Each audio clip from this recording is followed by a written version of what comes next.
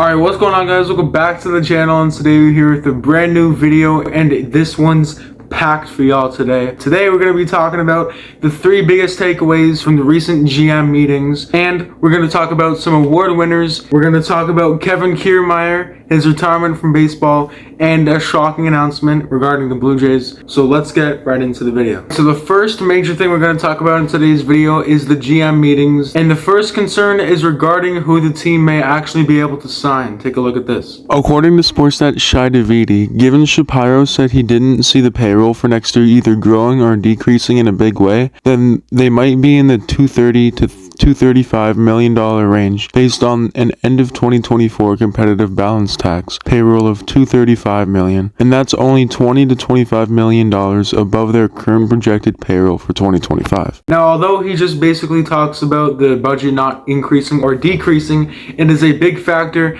because we all know the Blue Jays need to sign a lot of free agents this offseason. 1 or 2 bats, 3 or 4 guys in the bullpen, and potentially 1 more starting pitcher. If the budget stays the same as last season, we're not going to be able to get a lot of guys unless we act fast and we go all in for all these guys we're thinking we're going to go all in for, or else it's not happening. Number 2 talks about how there doesn't seem to be any urgency to win in the offseason. According to Ben Nicholson-Smith of Sportsnet, it appears unlikely that the Blue Jays will be settling the market early. While the likes of relievers such as Tanner Scott and Jeff Hoffman haven't been crossed off their list, the scenario where they land in Toronto is likely one where their markets develop more slowly than expected. The paragraph just talks about how if the Blue Jays don't act fast, the good pitchers and good players in general, like Tanner Scott and Jeff Hoffman, are going to be gone, and the Blue Jays might not act as fast as they need to, which I 100% agree with, okay? They should have re-signed Vladdy on the first day of the offseason. They haven't done that, but that's not what this is about. They're going to take that way further and way longer than it needs to go.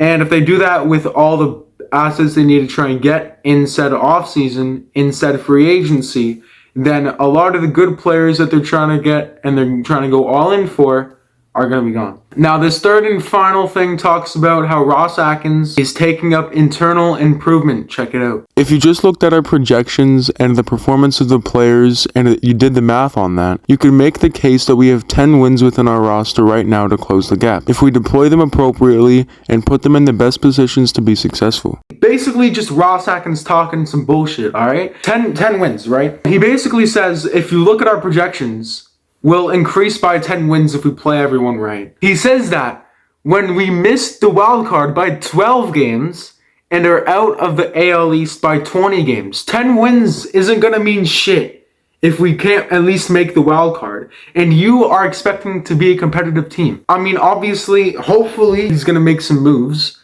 But he's saying if we don't make some moves, then there's a slight chance we gain 10 more wins. Whoop-de-doo. But we're still going to miss the wild card. If you look at the projections, we're still going to miss the wild card by 2 whole games. That's not going to help anything, is it? Alright, so the next thing we're here to talk about is some big-time Blue Jays winning some big-time awards and some finalist appearances in said awards. We're talking about Ernie Clement, Dalton Varsho, Vladimir Guerrero Jr., and the Blue Jays as a whole. We're going to get into that a little later. Let's start with Ernie Clement, my boy. Okay, over in the hot corner at third base, I did not expect for him to be that good at defense. I didn't even think of him being in some Gold Glove finalist conversations. Unfortunately, he did not come away with the award. As we can see here, Alex Bregman won the third base Gold Glove, so shout out to him. When you think of Ernie Clement, you think of him as an average hitter, average defender. At least in my eyes, he was average. And he was a finalist for Gold Glove. So for a struggling team that needs some help, that's a good sign. Big time shout out goes out to my man Dalton Varsho, who could not hit water if he fell out of a boat. But boy, can he catch the ball, okay? He's so used to Rogers Center now, he makes like a jumping catch up against the wall every single game. He did that for like 2 months, it felt like, every single game. So shout out to that guy. Always putting his body on the line. Always making some spectacular plays that you've never seen before. So he's 100% worthy of the Gold Glove. He's in some conversations for a Platinum Glove. So shout out to him. The Silver Slugger has not been announced yet, but Vladdy is one of the finalists, and I'm already saying it, he's going to win. It doesn't matter, okay? He's just going to win. And Vladdy is the sole purpose why we're good. If we didn't have Vladimir Guerrero Jr., we'd be rebuilding 100%. We retooled the last half of the season. Apparently, we're still competitive. The main reason, because we have Vladdy. If we don't resign Vladdy, we're not competitive no more.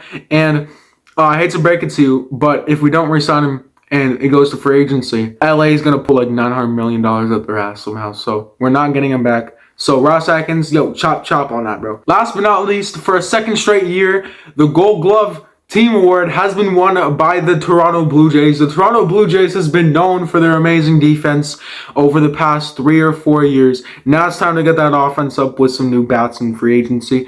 But shout out to the guys for defending. So the final thing we're going to talk about in today's video, Kevin Kiermaier, after his World Series win with the Dodgers, retired, which was really shocking to me because I thought he had a few years left in the tank. But that's okay. Go out on a W. Big shout out to my boy Kevin Kiermaier. And after they won the World Series, he had this to say about this former team, the Toronto Blue Jays.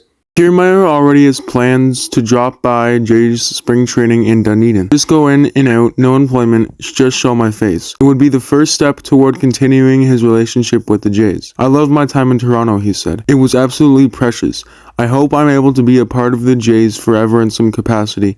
They gave me the world. I feel like even though I was there for a year and a half, I feel like I just love it. They love me, I love them. So, shout out to the guy for praising our team. It looks like he wants to come back. Brandon, what are you talking about? He can't come back. He's retired. We'll take a look at this. The former Blue Jays outfielder went on to say how much he loved his time in Toronto and would love to be a part of the organization moving forward and hopefully as an outfielder coach. Yes, you read that right. Kevin Kiermaier is potentially going to come back to the Toronto Blue Jays organization as a part of their coaching staff. How much I want to see it, I don't know, because if we're trying to be competitive, then I don't know how much he's going to help us. If we're bad and we decide to call him up and say, hey, come be our coach for fun times and laughs to make everyone feel good again, then yeah, sure, bring him over. But for now, I think we're chilling. Kevin, I'd love to have you. But let's see how the start of the season goes, and then we'll figure it out from there. But yeah, that's all I got for today's video, guys. If you enjoy these shorter length videos, but we break down a lot in them, make sure you like and subscribe, because I think this is the format I'm going to do my videos now.